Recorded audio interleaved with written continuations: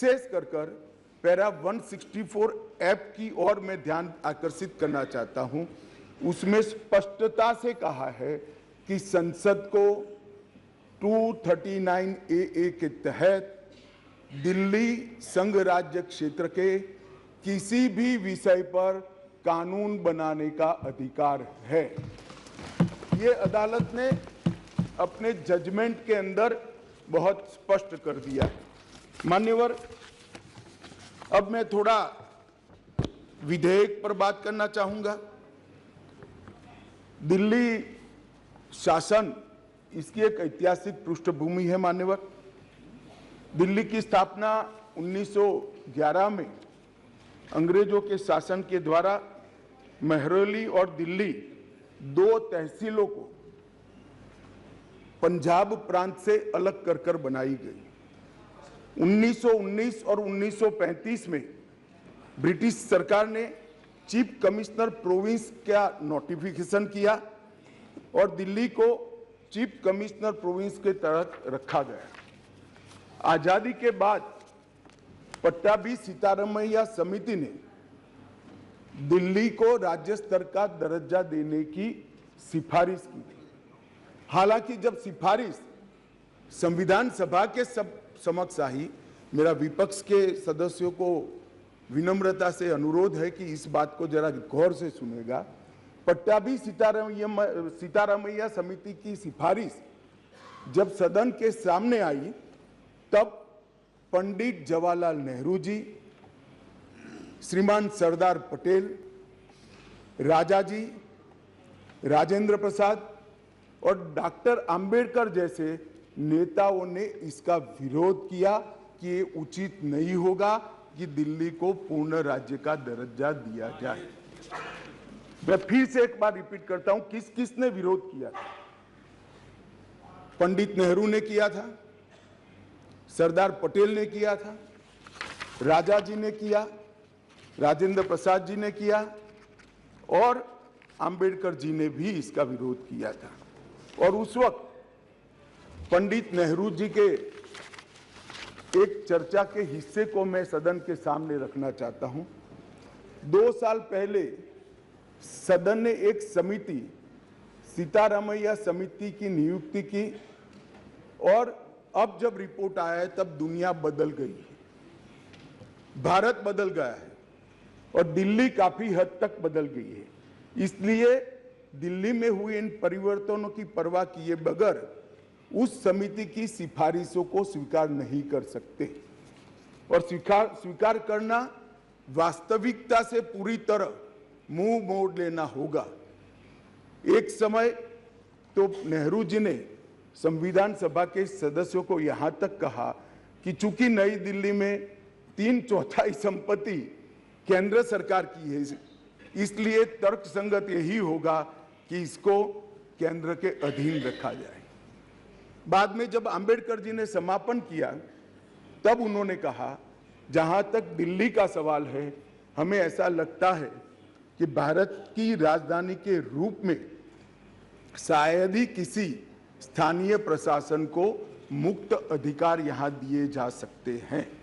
संयुक्त राज्य अमेरिका और ऑस्ट्रेलिया में जो राजधानी के क्षेत्र है, इसकी मिसाल भी उन्होंने वहां दी और उन्होंने कहा कि इसके लिए एक अलग व्यवस्था करनी चाहिए और संविधान सभा में इस पर जोड़ना चाहिए। खैर, मैं इसलिए कहता हूं कि आप जिस चीज का विरोध कर रहे हैं, ये सिफारिश किसकी थी ये आपको मालूम होना चाहिए।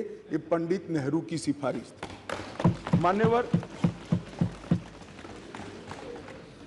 मैं उसके बाद में 1991 में सी स्टेट एक्ट के द्वारा दिल्ली को विधानसभा दी गई, परंतु 56 में राज्य पुनर्गठन आयोग की सिफारिशों पर दिल्ली की विधानसभा हटाकर उसको संघ राज्य घोषित किया गया। लगभग 3 दशक तक ये व्यवस्था चलती रही।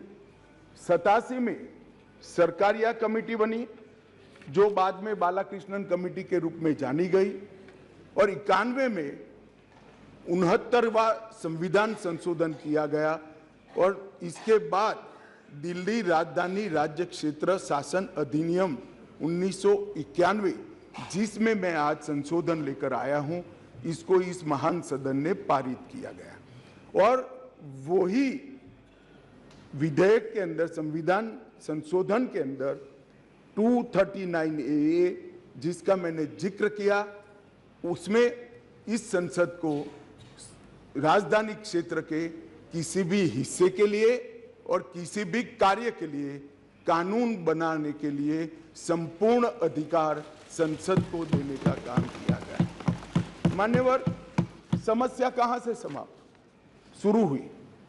1993 से व्यवस्था चली आ रही थी।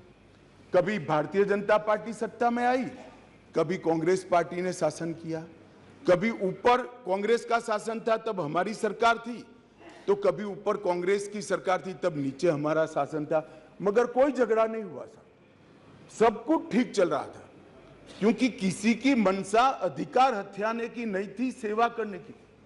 कांग्रेस पार्टी ने भी भाजपा के साथ झगड़ा नहीं किया, भाजपा ने भी कांग्रेस सरकार के साथ झगड़ा नहीं किया, और बहुत अच्छे से चल रहा था, कोई डिस्प्यूट नहीं, कोई झगड़ा नहीं।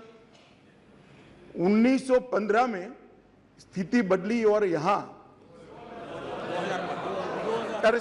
2015 में यहां स्थिति बदली और यहां एक ऐसे दल की सरकार आई जिसका मकसद, मुझे कोई झिझक नहीं है कहने में, जिसका मकसद सेवा करना है ही नहीं, झगड़ा करना। माननीय अध्यक्ष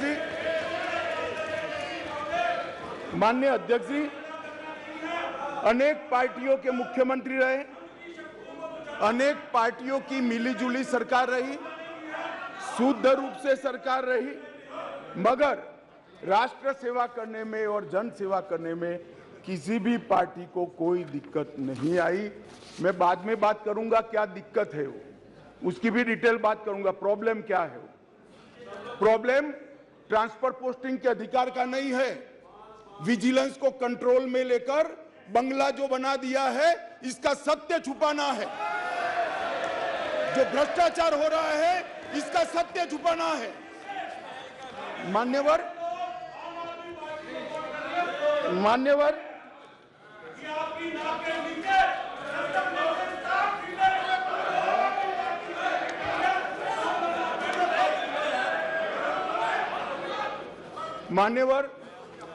उसके बाद में 15 में अचानक ही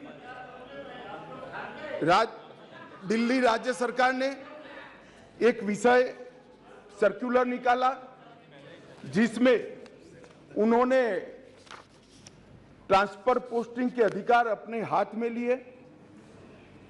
केंद्र सरकार ने एक नोटिफिकेशन निकाला, उसको हाईकोर्ट में चैलेंज किया गया, हाईकोर्ट का फैसला केंद्र सरकार के पक्ष में आया, इसको सुप्रीम कोर्ट में चैलेंज कर दिया गया, उसमें खंडित जनादेश आया, फिर संविधान पीठ बनी, संविधान पीठ ने कुछ फैसले कर नीचे फिर से 2 जजों की बेंच को दिया, उसमें भी सहमति नहीं बन पाई, और फिर से संविधान पीठ बनी जिसने अभी अभी फैसला दिया। मान्यवर वो जो इंटरप्रिटेशन है, वो इंटरप्रिटेशन उन्होंने कानूनी और मॉरल दृष्टि से नहीं किया। उन्होंने इंटरप्रिटेशन कानून की स्थितियों का करते हुए ये कहा है कि फिर भी दिल्ली देश की संसद को और भारत सरकार को दिल्ली संघ राज्य क्षेत्र के लिए हर प्रकार का कानून बनाने का अधिकार है। वो अधिकार का उपयोग कर एक वटहुकम, एक नोटिफिकेशन निकाला गया, और वो नोटिफिकेशन इसलिए निकालना पड़ा कि संसद उस वक्त काम नहीं कर रही, मतलब संसद बैठी नहीं थी, बैठकें चल नहीं रही, तो नोटिफिकेशन निकला, और संसद सत्र के अनुपस्थिति में जो नोटिफिकेशन निकला, इसको मैं यहां लेकर आया हूं, जो आज सदन के चर्चा के लिए मैंने आप सबके सामने रखा है। मेरा सभी पक्ष के सदस्यों से विनती है कि चुनाव जीतने के लिए, किसी समर्थन हासिल करने के लिए, किसी पक्ष का विधेयक का समर्थन करना या विरोध करना, ऐसी राजनीति नहीं करनी चाहिए। नए गठबंधन बनाने के अनेक प्रकार होते हैं। नया गठबंधन बनाने के अनेक प्रकार होते हैं। विधेयक और कानून देश के भले के लिए लेकर आते हैं। इसका विरोध या इसका समर्थन भी देश के और दिल्ली के भले के लिए करना चाहिए। अगर हमारी राजनीति में थोड़ी स्वीकृति कम है तो सबको मिलाना है। दिल्ली का जो होना है वो हो, जितना भ्रष्टाचार होना है वो हो। मंत्री कुछ भी करे, मुख्यमंत्री करोड़ों के बंगले बनाए, मगर हम विपक्ष में रहते हुए समर्थन करेंगे क्योंकि हमें गठबंधन बनाना है। इस तरह से नहीं सोचना चाहिए। मेरी अपील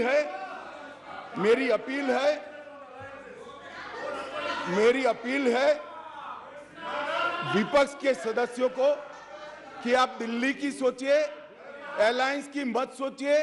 अलायंस से फायदा नहीं होने वाला है। अलायंस होने के बाद भी पूर्ण बहुमत से नरेंद्र मोदी प्रधानमंत्री बनने वाले हैं। इसलिए ये अलायंस के कारण जनता के हितों की बलि मत चढ़ाइए। जनता सब देख रही है। अलायंस कर आप अगर ऐसा सोचते हो कि जनता का विश्वास हासिल कर दिया जाएगा। जनता का विश्वास आपको मिला था, मगर जिस तरह से 10 साल यूपीए ने शासन चलाया, 12 लाख करोड़ के घपले घोटाले करे, इसलिए आज वहां बैठे। और मैं फिर से कहना चाहता हूं, दिल्ली सरकार के घपले घोटाले भ्रष्टाचार को प्रछिन्न रूप से अलायंस की गरज के कारण मदद कर रहे हो। पूरा देश देख रहा है और पूरा देश चुनाव में इसका हिसाब किताब करेगा। मान्यवर, मैंने ये सदन के सामने रखा है बिल को। मेरा सभी से निवेदन है कि अलायंस के मद्देनजर इस पर अपना अभिप्राय न करें। देश के और राजधानी क्षेत्र के भले के लिए न्यूट्रलिटी से बात करें। और वैसे भी मैं बता देता हूं, विशेषकर कांग्रेस पार्टी वालों को, कि ये बिल पारित होने के बाद वो अलायंस में आपके साथ आने वाले नहीं है। तो जो सच है वो करिए। इतना अपील करके मेरी बात को समाप्त करें। प्लीज, माननीय सदस्य, आपको बोलने का मौका दिया जाएगा, लेकिन आप बार बार उठोगे तो मौका नहीं दिया जाएगा। ये सदन है, सभी माननीय सदस्यों आग्रह, आपको मौका दिया जाएगा। आप एक पार्टी के हो और आपको मौका देंगे, लेकिन बीच बीच में नहीं उठते हैं, नहीं तो आपका समय खत्म हो जाएगा। आप भी अपनी बात कहना। अधीर रंजन चौधरी जी।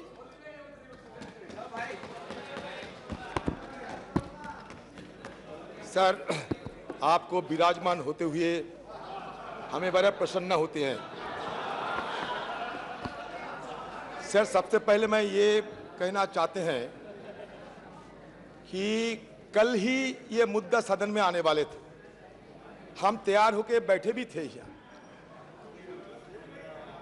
लिस्टेड भी हुई थी सर, लेकिन पता नहीं सत्तारूढ़ पार्टी की तरफ से, कल मैं आसन पे नहीं था इसलिए नहीं आया सर, सत्तारूढ़ पार्टी की तरफ से कल सदन को ठप कराया गया। ये हमारी संसदीय परंपरा में ऐसा नहीं देखा कि ये संसद ठप कराते हैं और सत्तारूढ़ पार्टी खुद। और दूसरी देखा कि हमारे गृह मंत्री नदारत रहे सदन से, और स्टेट मिनिस्टर होम वो भी नदारत रही। तो बाद में पता चल कि अंदर की बात क्या है। अंदर की बात यह है कि मोदी जी के साथ हमारे अमित शाह जी शायद कहीं घूमने गए और सदन को अपने भगवान की मर्जी पे खिलौने की तरफ फेंक के चले गए। सर, आज जब सदन में आए, विषय पे बोले सर, विषय में क्या अमित शाह जी बोल रहे थे। सर, आज जब सदन में आए तो अच्छा लग रहे थे कि हमारे अमित शाह जी बार बार जवाहरलाल नेहरू जी को और कांग्रेस पार्टी को तारीफ कर रहे थे। मैंने सोचा क्या देख रहे हैं भाई, ये दिन है या रात है। मैं तो सोचा कि मैं तो सोचा कि दौड़ के जाए और अमित शाह की मुंह में शक्कर शहद डाले, क्योंकि अमित शाह की मुंह से नेहरू जी की तारीफ, कांग्रेस की तारीफ बकाई, ये मेरे लिए बड़ा अचरज लगे।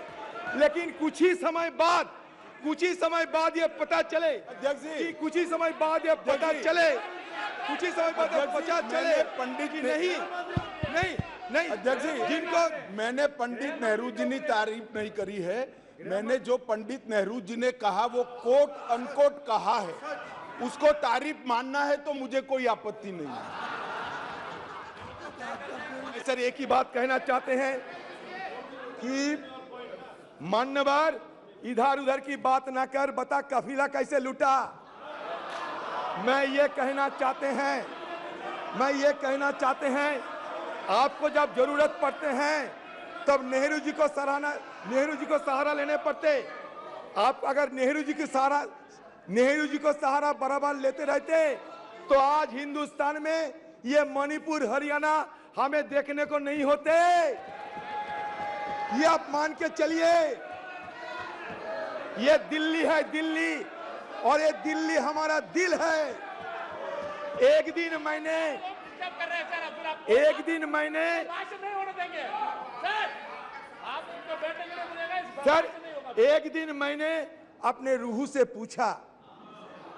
एक दिन मैंने अपने रूह से पूछा ये दिल्ली क्या है। जब जवाब में ये बताए गए मानो आसमान जिस्म है तो दिल्ली उसका जान है। तो ये दिल्ली के साथ बार बार क्यों छेड़खानी किए जा रहे हैं, ये मैं आप लोगों से पूछना चाहते हैं। आपने खुद अपने वक्तव्य में ये पेश किए कि 1911 में ये कलकत्ता से राजधानी उठ के दिल्ली आए। बिल्कुल सही बताया आपने। ये 1990 में बालाकृष्ण कमेटी की रिपोर्ट और recommendation I. 69th amendment 1991 was passed by Parliament, which inserted Articles 239AA and 239BB in the Constitution and provided for a legislative assembly in Delhi. In short, the 69th Amendment Act roughly restored the kind of governance system that was offered to Delhi in 1952, a union territory with a legislative assembly, council of ministers, and an elected chief minister with limited mandate. ये union territory बने 1956 में। देखिए, मेरा सिर्फ यही कहना है कि आप जो भी कहे, शंका हमारे इसलिए है कि हिंदुस्तान में से एक ही राज्य दिल्ली नहीं है। अगर दिल्ली में इस तरीके की छेड़खानी होते रहेंगे तो इसके चलते आप धीरे धीरे हिंदुस्तान की बाकी राज्यों में एक किस्म के ही हमला करते रहेंगे। अगर आपको यह लगे कि यहां घोटाला होते रहते, ये घोटाले के लिए क्या ये बिल लाना जरूरी था? आपके हाथ में ईडी है, सीबीआई है, कितने सारे फौजें हैं आपके हाथ में, कितने सारे शक्तियां हैं आपने जेब में, तब उसको इस्तेमाल क्यों नहीं करते? ये घोटाला की चलते, घोटाला की विरोध करने के लिए आपको क्या ये बिल लाना जरूरी था? मैं ये सवाल पूछना चाहते हैं। दूसरी सवाल ये है कि देखिए ये अध्यादेश की घोषणा लोकतांत्रिक और न्यायिक विचार विमर्श का दरकिनार करने का एक स्पष्ट प्रयास है। क्योंकि मैं बता रहा हूं, क्योंकि सुप्रीम कोर्ट की 2023 संविधान पीठ के फैसले के महज 6 दिन बाद ही 17 मई 2023 के अध्यादेश को मंजूरी देने वाले कैबिनेट प्रस्ताव पारित किया गया था, जबकि अध्यादेश को 19 मई को ही कानूनी रूप दिया गया और उसी शाम जैसे ही सुप्रीम कोर्ट की छुट्टियां शुरू हुई, इस अध्यादेश को जनता के लिए लागू कर दिया गया। ये सही है, ये गलत? अब बताओ, इतना जल्दबाजी क्यों आपको लगे कि अध्यादेश के तहत ये बिल लाना जरूरी समझा है आपने? क्यों ये अध्यादेश लाने की क्या जरूरत थी? आप तो सीधा बिल ला सकते। ये जरूरी क्या थी? ये इमरजेंसी क्या थी? एक्स्ट्रा ऑर्डिनरी सिचुएशन क्या थी उस समय? आपको सदन में ये बताना पड़ेगा। देखिए 1991 में the Parliament also passed the Government of National Capital Territory of Delhi Act to supplement the constitutional provision relating to the Legislative Assembly and the Council of Ministers. It conferred on the Assembly the power to legislate on all matters in the state list as well as the concurrent list except land, police and public order. Further, in 2018, the Constitution Bench of the Supreme Court has dealt with the issue of the powers of Delhi government. Supreme Court involved the interpretation of Article 239AA of the Constitution, which deals with the governance structure of the national capital. In the ruling, the Constitution Bench held that although Delhi could not be accorded the status of a state, the concept of federalism would still apply to it. ये संघीय ढांचा के लिए हमें चिंता जरूर करना पड़ेगा, क्योंकि हिंदुस्तान में अगर संघीय ढांचा ना बचेगा तो हिंदुस्तान तबाह हो जाएगी। इस कगार में हिंदुस्तान ना जाए, इसलिए हमें चिंता करना जरूरी है। The 2018 ruling said that with the introduction of Article 239AA in the Constitution, Parliament envisaged a representative form of government for Delhi while seeking to provide a directly elected legislative assembly with legislative powers over matters within the state list and the concurrent list barring those exempted. कल हमारा सदन में जब परसों ये चर्चा होते समय हमें जब विरोध करना जरूरी महसूस किया तो हमारे कोई नेता, ज्ञानी नेता यहाँ उठ के कह रहे थे कि हमारे एरुडाइट हम लोग नहीं है, ये कानून नहीं समझते। मानते हैं उन जैसा फ्लैम्बॉयंट लीगल लुमिनरी मैं कम से कम नहीं हूँ, ये बिल्कुल मानता। लेकिन एक बात जरूर कहना चाहते हैं कि ये जो आपकी तरफ से जो बयान दिया गया था वो भी हमारे पास है। वो ये था कि ये आपने माना कि verdict itself had noted that since there is no central legislation governing the services and the decision making process in Delhi, the power would lie with the elected government. ये आपका तर्क है। आपका दूसरी तर्क ये है, the center has removed the basis and reason on which the judgment was given. The Supreme Court decision on the interpretation of Article 239AA, entry 41 in the absence of any specific parliamentary legislation dealing with the subject of services seemed to be an acknowledgement of the Supreme Court as the superior authority of Parliament to make laws for national capital. ये आपका तर्क यही है। तो इसके साथ मैं ये कहना चाहते हैं, बिल्कुल आपका तर्क सही है, लेकिन ये भी सही है कि review petition filed by the center in the Supreme Court claimed that Delhi is not a full-fledged state, but only a union territory which is an extension of the union. आपको सुविधा ये मैं बता रहा हूँ। The Parliament is Delhi's true legislation. ये भी अपने कहते हैं, true legislation. ये भी अपने कहते हैं। The center has argued, however, the May 11 judgment addresses the contention by acknowledging that though Delhi is not a full-fledged state, its legislative assembly is constitutionally entrusted with the power to legislate upon the subject in the state list and concurrent list. आपके यहाँ बहुत बड़े-बड़े वकील बैठे हुए हैं, हमारा रविशंकर प्रसाद जी वो भी है, आप खुद आप देख लीजिए। The unanimous judgment, मैं एक बड़े मेन स्ट्रीम पेपर से मैं ये उद्धृत करते हैं। The unanimous judgment held that though Delhi is not a state under the first schedule to the Constitution, it is conferred with power to legislate upon subject to give effect to the aspiration of the people of NCTD. It has a democratically elected government which is accountable to the people of the NCTD. Under the Constitution scheme envisaged in Article 239AA Clause 3, NCTD was given legislative power which, though limited in many aspects, is similar to states. In the sense, with the addition of Article 239AA, the Constitution created an asymmetric federal model with the Union of India at the center and the NCTD at the regional level. Sir, हमें ये कहना है, जब चुनकर नुमाइंदे आते हैं, चुनकर जब लेजिस्लेटिव असेंबली बनते हैं, तो क्या उनका लेजिस्लेट करने के अधिकार नहीं दिया जाएगा, सब छीन लिया जाएगा? बचपन से सुन के आते हैं कि चोर कतवाल को डांटे। यहाँ तो लगते हैं कि चोर सिर्फ कतवाल का नहीं, कलेक्टर को हुक्म कर रहे हैं, क्योंकि यह सारे जो हमारे लेजिस्लेटिव असेंबली रहेगा, ये लेजिस्लेटिव असेंबली को खत्म करते हुए ये ब्यूरोक्रेट्स पे सारे जिम्मेदारी, सारे अधिकार ब्यूरोक्रेट्स पे सौंपा जाते हैं। ब्यूरोक्रेट्स फैसला करेगा सरकार कैसे चलेगी, ये क्या सही होगा देश के लिए? हमें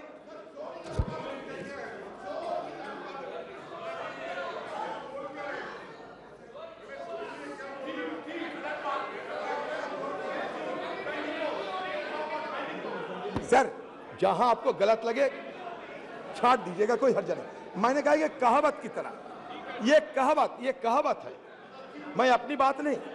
the court had held that the executive power of the Delhi government was coextensive with its legislative power.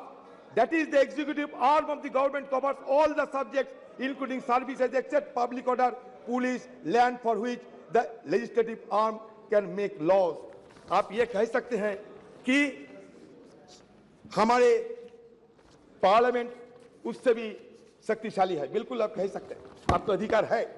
लेकिन इसमें और एक बात है, ये मैं नहीं कह रहे, ये डॉक्टर PDT आचार्य साहब, एक कॉन्स्टिट्यूशनलिस्ट, वो कह रहे क्या जानते हैं? When we analyze the key provision of this ordinance in terms of Article 239AA as well as GNCTD Act 1991, it will be found to not be in conformity with the Constitution.